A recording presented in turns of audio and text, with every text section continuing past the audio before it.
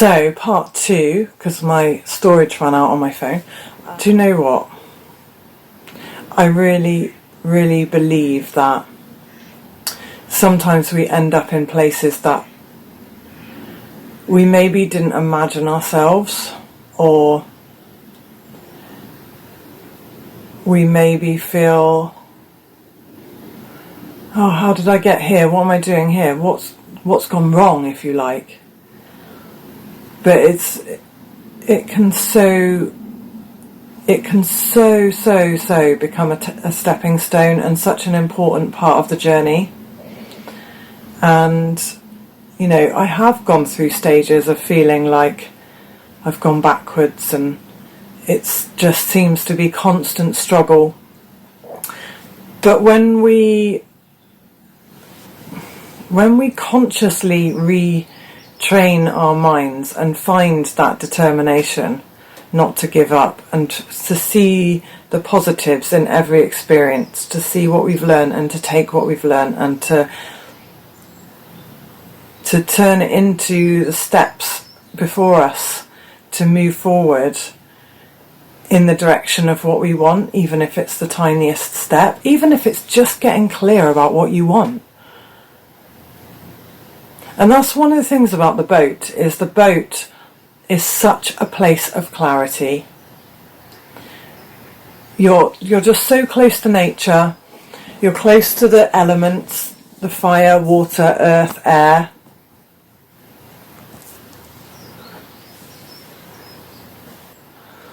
Just the cat watching out the window can bring you back to this sense of peace. And out here on the water,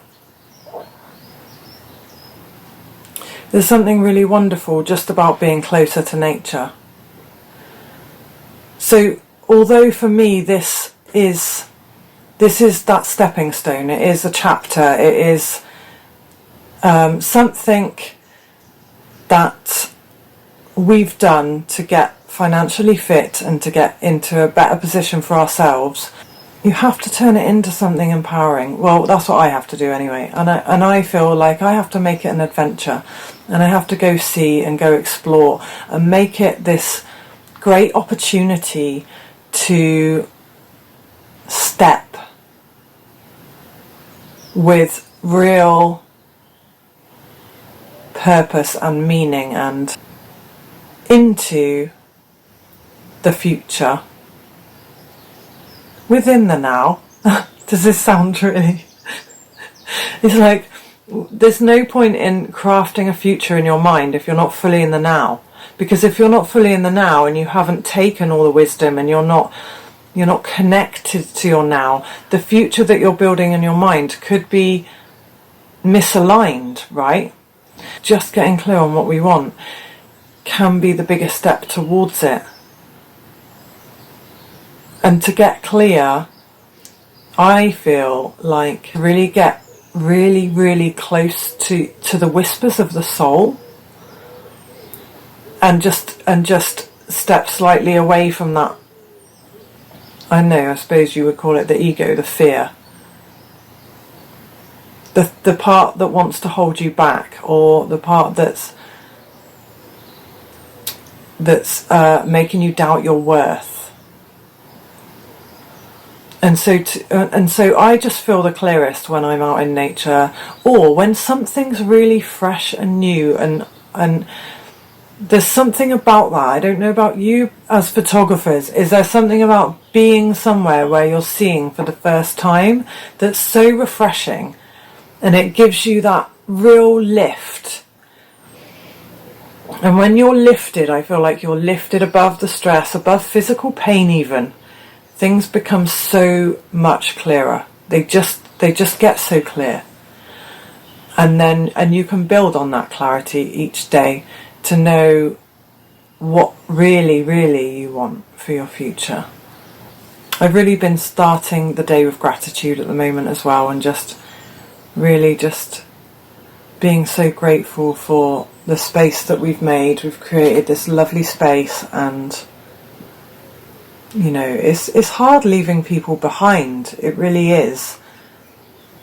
But when you find the courage to walk away into this kind of unknown, if you like, and find your sense of adventure. Who knows what's waiting on the other side? They say life starts at the end of your comfort zone, don't they? And I feel that because it makes you feel alive when you're a little bit scared, you know?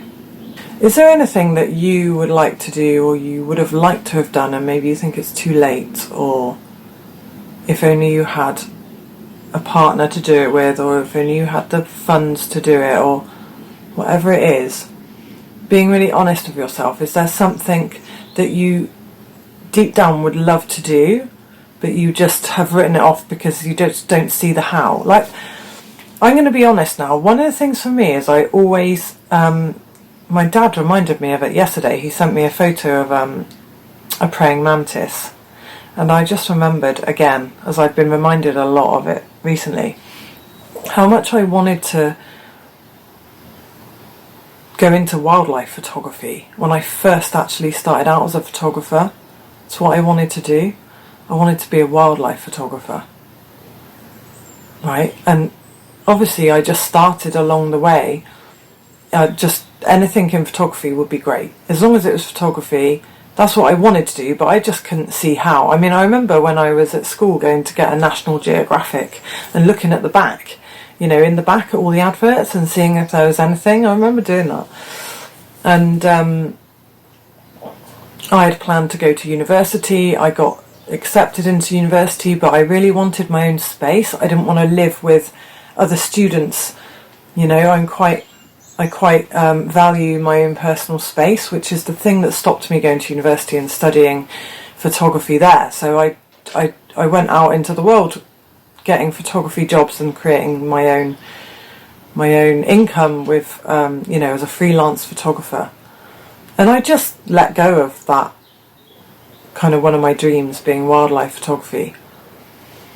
And again, I think one of the things to get really clear about and to be okay with is realizing, actually, do you know what, I wouldn't want to just do that. I would like variety. It's like, does anybody else have this? When something's really familiar and you know what you're doing and you feel like you've kind of peaked and done the best you can in that area, it's like you want to move on and explore something else and do something else and just experience as much as you can while you're here. I really get that a lot. I'm excited about photography coming up because I feel a sense of freedom. I think it's really vital for me. Basically, I think it's about freedom. And one of the things is, in the past, even when I've been working for myself, actually, to be completely honest, to know that I have things on the calendar like a year in advance, like a wedding, right? I've got this wedding in a year. I don't like knowing that's where I'm going to be on that day, and I have to show up and I have to do that on that day. Does this resonate with anybody? There's something about it that feels restrictive. It's like, oh, I know what's going to happen then. I don't think I want to know that I'm going to be doing a wedding on that day, in that year, in a year's time or 2 years' time. I don't want to be pinned down.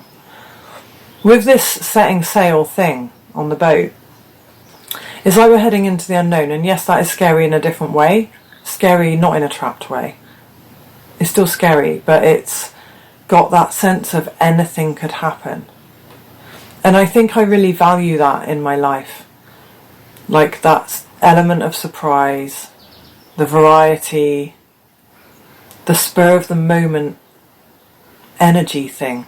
The energy, going with your own energy. And yesterday while I was away, I read this thing in this book, right? And it was about writers. It was a book aimed at authors. And it was talking about when you're writing. But I took it as life, because it's kind of, it just really resonated with me. The quote was, "A plan is not a map, it's a straitjacket." I just think that's wonderful. And I think that, I don't know if you've noticed recently, I've been saying, maybe this will be coming soon, or I might do this, or I might do that, or maybe, and I felt like I've sounded really flaky. But that, when I read that quote, it made sense of how I've been feeling and how I've probably come across as not very committed to any one thing. And that's because I want to have a starting point as a plan, but not the whole thing mapped out. But I just want to see what happens. And that's a really nice place to be, to dance with the magic, you know. I think it is. Many people are completely different. They want to know what's going to happen. They want to know what's happening next week, the week after, and I think that's great to a certain extent. But I think within my photography now, I don't want to feel restricted, because photography is such a creative, flowy art form, you know, and it needs space, it needs air, it needs to go with what you're feeling at the moment. So if I'm feeling really overwhelmed and like I've had too much social interaction and I just kind of want to disappear into the mountains with my camera, that's not going to work if I've booked in a load of studio shoots and I'm feeling a little bit, you know, sensory overload under the lights, is it? You know, so there's real magic in listening to yourself and what you need, and finding a way. Sorry, there's people walking past and I don't know if you could hear them. Finding a way to build a life around you and your values and what you want to do while you're here and the experiences you want to have, rather than having to try and fit in around all of these plans and commitments and other people's expectations and other people's views of how they want things done, and all of those things. They feel like they're a box.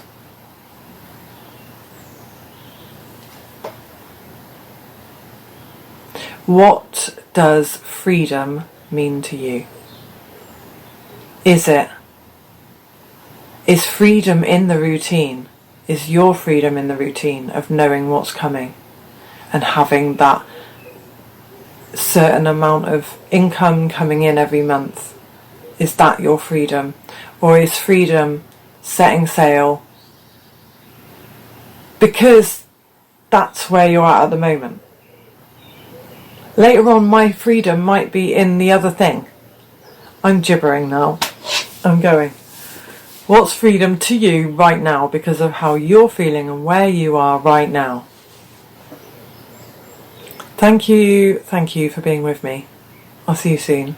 Bye.